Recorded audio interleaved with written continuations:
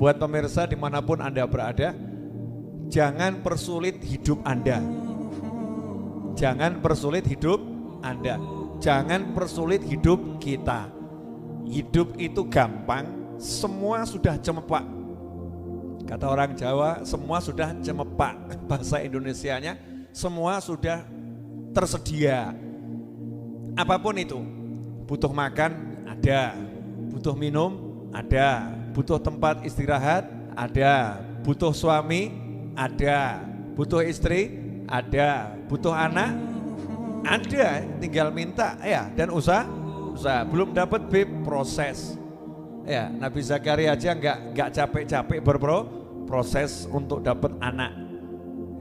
Ada semuanya, nggak ada yang nggak ada, semua sudah ada, muhayya, tersedia dan sudah disiapkan. Tinggal kita disuruh satu, ibadah. Sudah, urip ki golek sangu mati. Hidup ini hanya cari bekal untuk mati. Cetok. Tiap detik ini kalau misalnya ditunjukkan, yang berangkat mati itu kan diturah-turah toh. Kalau dipertunjukkan seperti pesawat take off gitu ya. Tiap detik ada yang take off. Nah, tinggal kita mau cari sangu atau tidak, cari bekal atau tidak. Nah, sore hari ini saya mau ngajarkan yang gampang, sederhana. Judulnya apa? Tips menghadapi masalah rumit. Ya. Tips atau kiat menghadapi masalah rumit. Sering orang terbentur masalah rumit, atau tiba-tiba dihadapkan masalah rumit, atau tiba-tiba dia terjerumus dalam masalah yang rumit. Cara menghadapi masalah yang rumit, gimana caranya biar gak jadi rumit? Pada hakikatnya yang ngasih masalah itu Allah. Nomor satu, ingat saja, pada hakikatnya yang ngasih masalah itu adalah Allah. Kalau sudah tahu yang ngasih masalah itu Allah, maka langkah berikutnya jangan pernah mengandalkan apapun dan siapapun untuk menyelesaikan masalah. Jadi kalau kita masih mengandalkan apapun dan siapapun untuk menyelesaikan masalah, berarti kita tidak paham tujuannya Allah ngasih masalah. Ya, tujuannya Allah ngasih masalah biar ingat sama yang memberi masalah. Makanya kalau begitu kena masalah, ingatlah yang ngasih adalah Allah. Selesainya bagaimana? Yorayun. Ya Allah, please, maaf ya Allah. Tolong ya Allah, memang benar banyak dosa. Langsung yang pikir, misal masalah utang ya, pikir duit keliru. Duit gak bisa menyelesaikan hutang. Kadang duitnya sudah banyak, tiba-tiba hilang. Mengandalkan orang yang mau ditagih untuk bayar, tiba-tiba yang mau ditagih mati. Iya, meninggal dunia. Atau melarikan diri, gak selesai-selesai. Mau bayar hutang, yang bisa menyelesaikan hutang adalah Allah Subhanahu wa ta'ala. Terus yang diandalkan siapa? Ya Allah pokoknya. Ya Allah, saya punya hutang, saya mau bayar. Ya, saya ngomong Rebu yang lalu ya, saya punya hutang 400 juta lebih, betul ya? Nah, Rebu ini hanya kurang 200 juta. Kurang 200. Enak tuh? Gak mumet, gak ruwet ya, gak rekoso.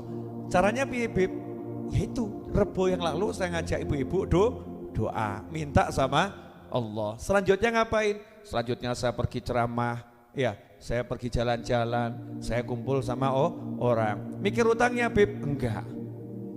Ya, utang bukan untuk dipikir, keliru. Utang itu dibayar. Ojo mbok pikiri gak tahu mbok bayar. Tapi utang itu untuk dibayar, bukan dipikir. Makanya mikir bayar, cara bayar hutang itu salah. Cara bayar hutang gak usah dipikir. Ya, caranya bayar gak usah dipikir. Pokoknya ada duit bayar, ada duit bayar. Gak ada, minta sama Allah Subhanahu wa ta'ala. Terus usahanya dijalankan. Termasuk usaha, kumpul sama anak, ya usaha. Jangan gara-gara punya utang mau kumpul sama anak. Kumpul dengan pasangan hidup, ngobrol, bersendaguro, itu juga cara melunaskan hutang. Jangan gara-gara punya hutang gak mau kumpul sama pasangan hidup. Pusing saya capek, saya lelah, saya stres. nyingkir kamu. Nah, orangnya hadir juga ini, hadir. Entah di sini, entah di rumah yang nonton ini hadir. Ada masalah, justru dia yang di sekitarnya disingkirkan. Hiburannya justru dijauhi, keliru. Nah, itu karena nggak tahu kalau yang ngasih masalah adalah Allah Subhanahu wa Ta'ala. Nah, kalau tahu yang ngasih masalah Allah, lebih enak lagi. Kenapa? Karena paham betul Allah tuh kalau ngasih masalah itu sudah ada solusi di dalamnya, nggak mungkin nggak ada. Karena Allah nggak pernah mau mempersusah hamba-hambanya, nggak ada. Cuman Allah suka ngasih ini. Karena Allah nggak pernah mau mempersusah hamba-hambanya, nggak ada. Cuman Allah suka ngasih ini apa? Iya, surprise. Terus ya kejutan tuh surprise ya, surprise, kejutan. Terus sama Allah suka inilah gimana ya? Kalau bahasa saya ngerjain, dikerjain sama Allah. Nah, tak tontonin, tak lihat. Saya mau lihat. Karena di Al-Quran Allah udah bilang, fa inna ma'al usri yusron, inna ma'al usri yusron. Bersama kesulitan ada kemudahan. Ya, sesungguhnya bersama kesulitan, bersama masalah ada penyelesaian. Ruwet ada mudah. Dan dilanjutkan ayat berikutnya, bersama kesulitan ada kemudahan. Sebagaimana yang pernah saya jelaskan, di ayat sebelumnya itu pakai alif lam, al-usur. Kesulitannya pakai alif lam. Ayat berikutnya kesulitannya juga pakai alif lam, al-usur. Tapi untuk yusurnya, kemudahannya bukan al-yusur, tapi yusron. Gak pakai alif lam. Dalam kaidah bahasa Arab, kalau ada kalimat yang diulang, yang pertama pakai alif lam, yang kedua pakai alif lam, maka kata pertama di kalimat pertama dan kata kedua ya di kalimat kedua itu artinya sama. Artinya sama, satu jenis.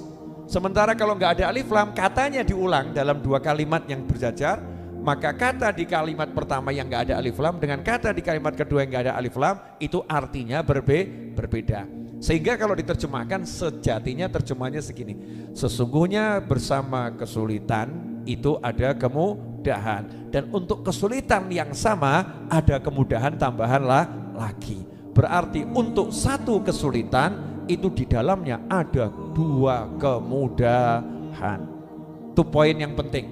Jadi kalau ada masalah di dalamnya ada dua solusi, bukan satu, ada dua solusi. Kemudian yang menarik kalimatnya pakai ma'a.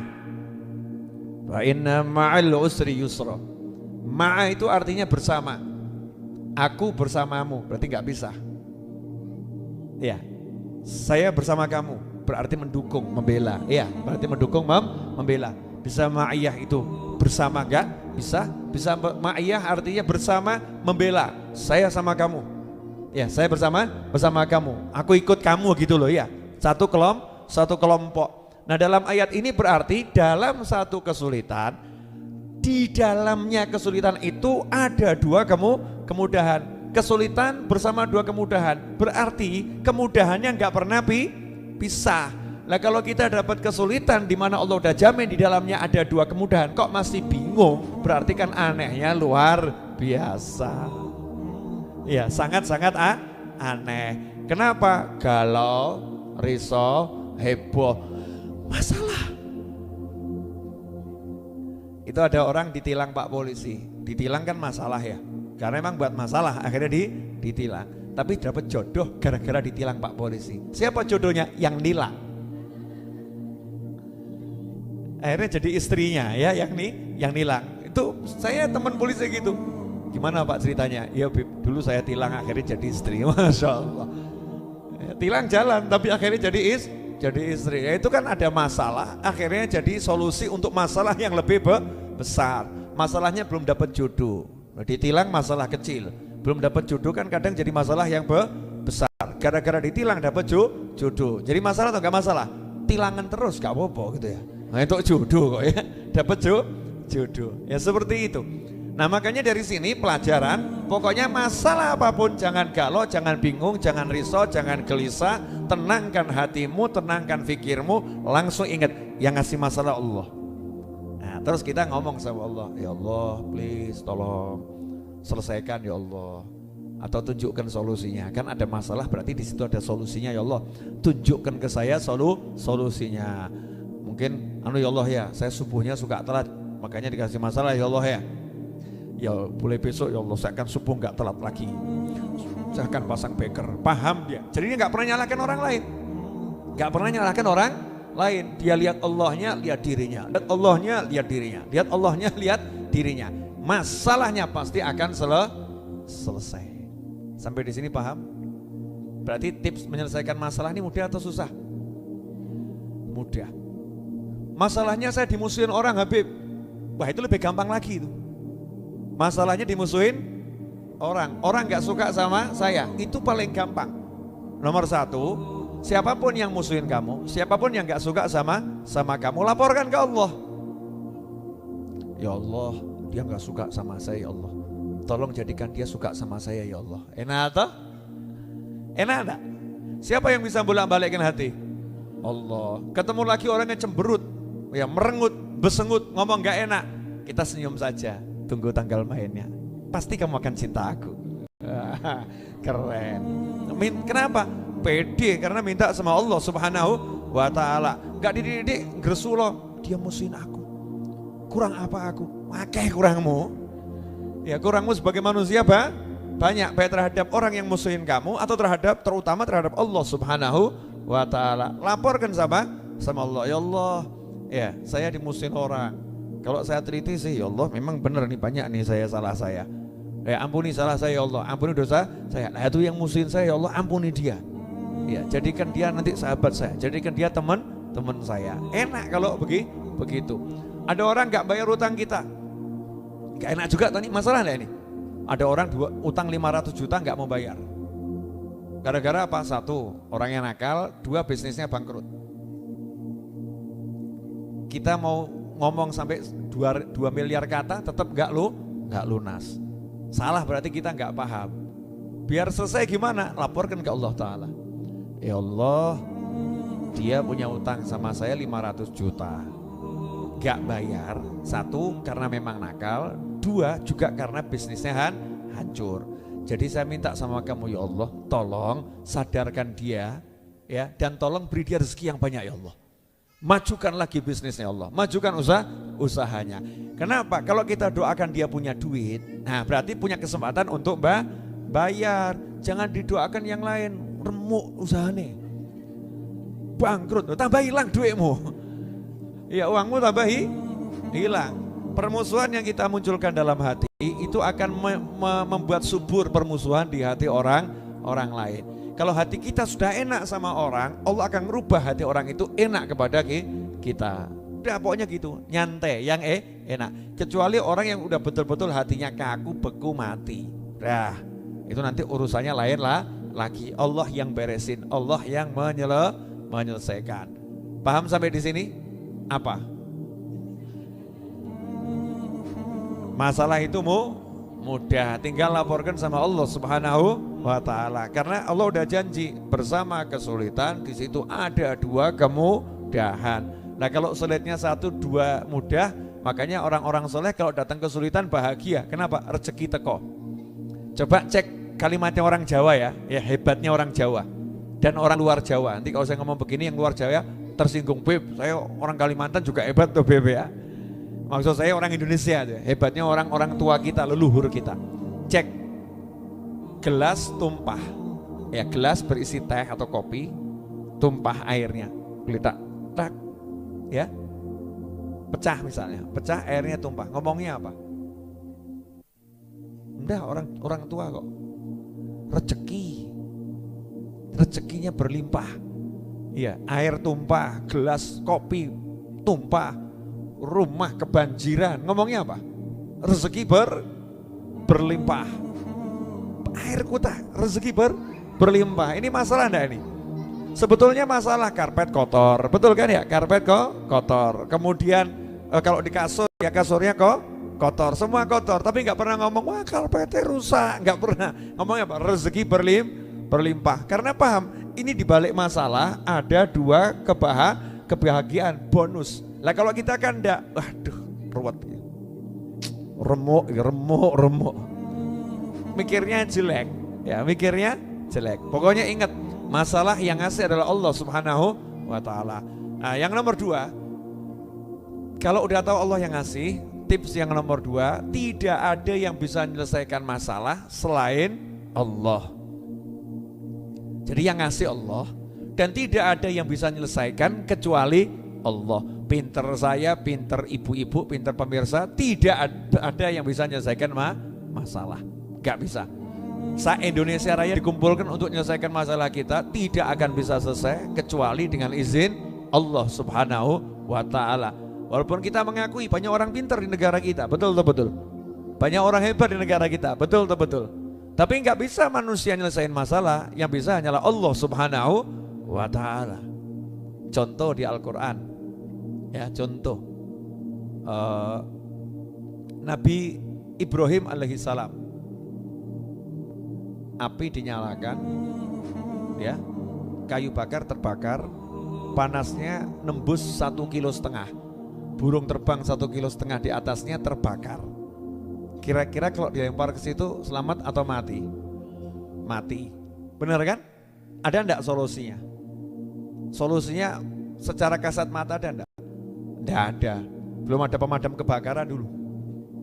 Kalau tuh ada pemadam kebakaran enggak bisa madamkan api yang sebesar itu dalam waktu singkat.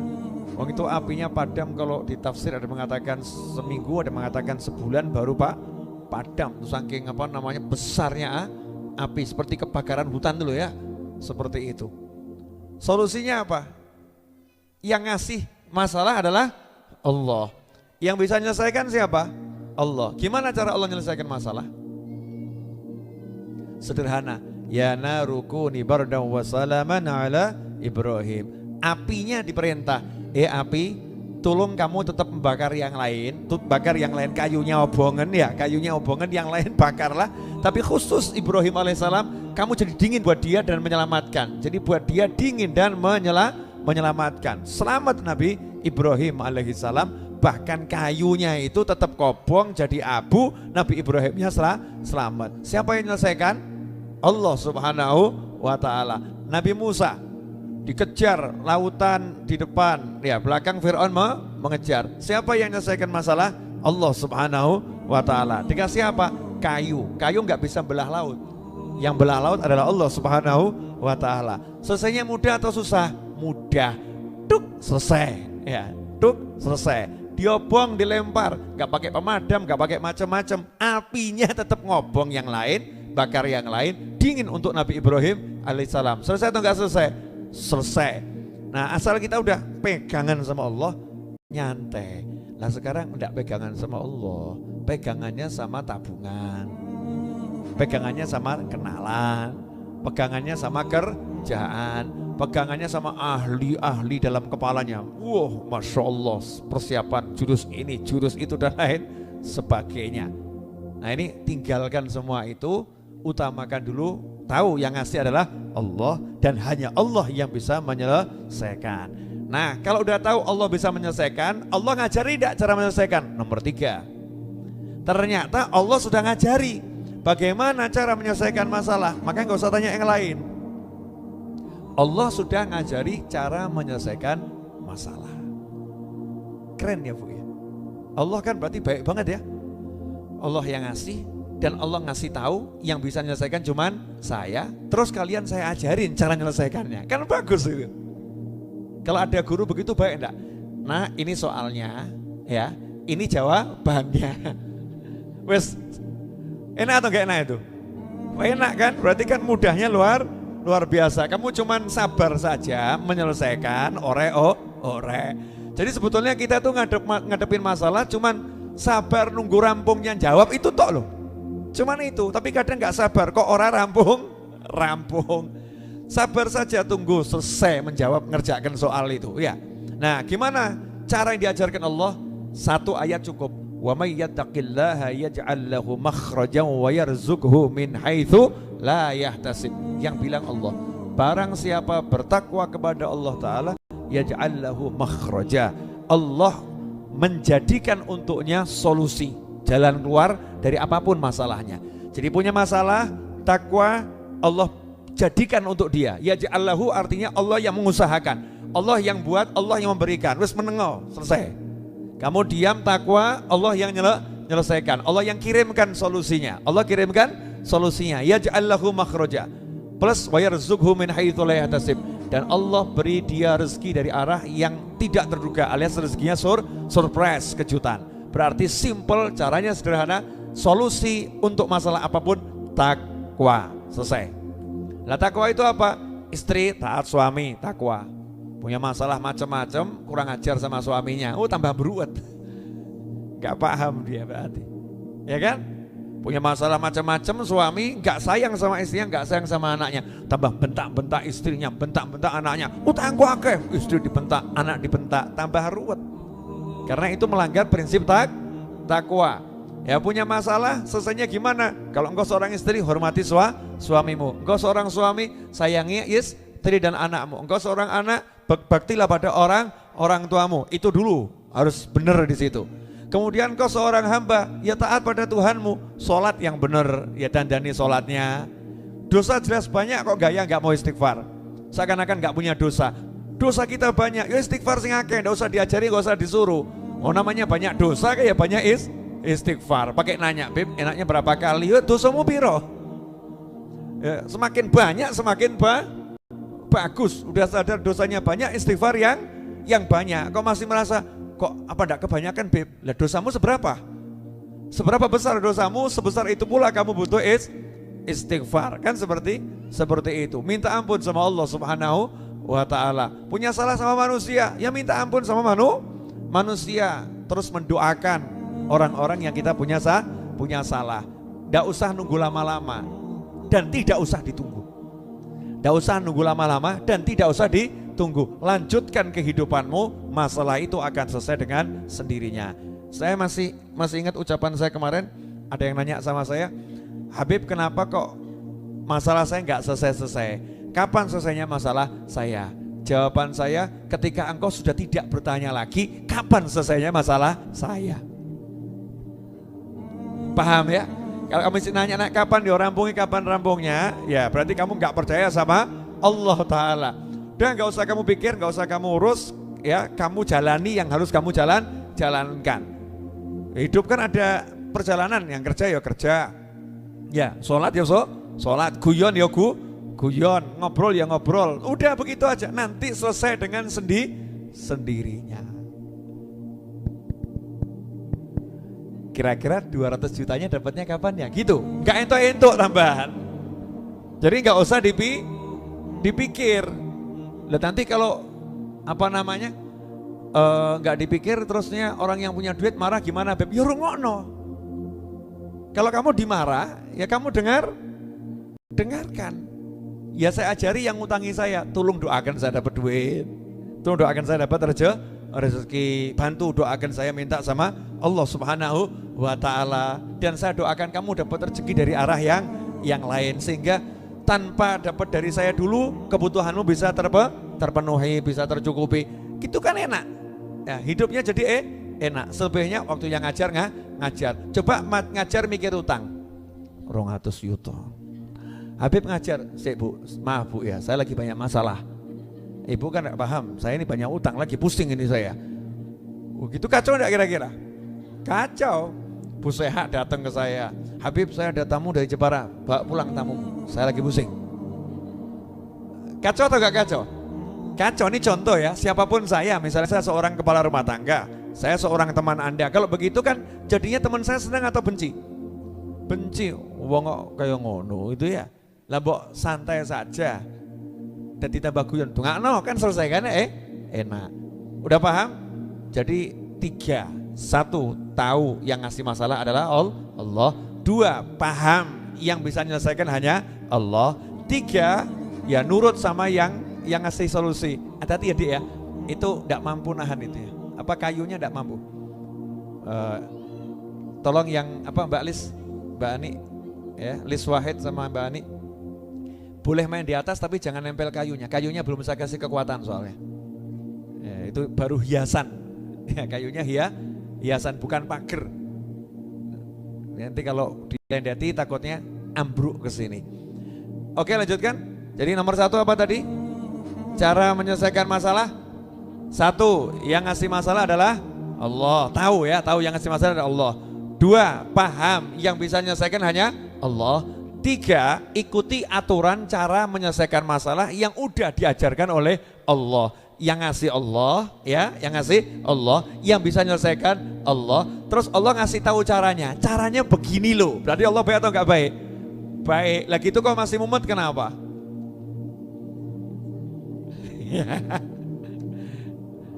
Habib, tapi ini begini nggak ada duit ya tenono. Nggak ada duit ya tunggu. Nunggu kok nggak mau. Terus mau gimana lagi? Orang hidup bukan punya kita, milik Allah.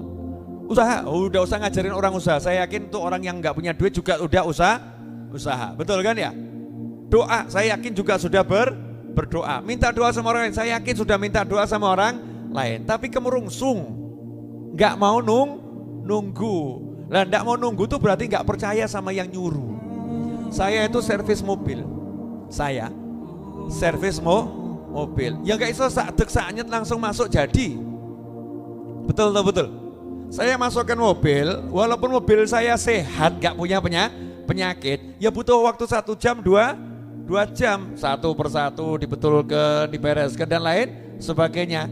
Itu saja saya mau nunggu. Tapi kalau saya nunggu di servisan kan bodoh saya. Kenapa nunggu di servisan bodoh? Ya, buat 1 jam ya tetap 1 jam, 2 jam tetap 2 jam. Lebih baik saya akan nunggu misalnya nge-mall, ya kan ya. Seneng-seneng di mall atau ikut pengajian. Rampung pengajian, udah rampung Pak, sudah kan penak.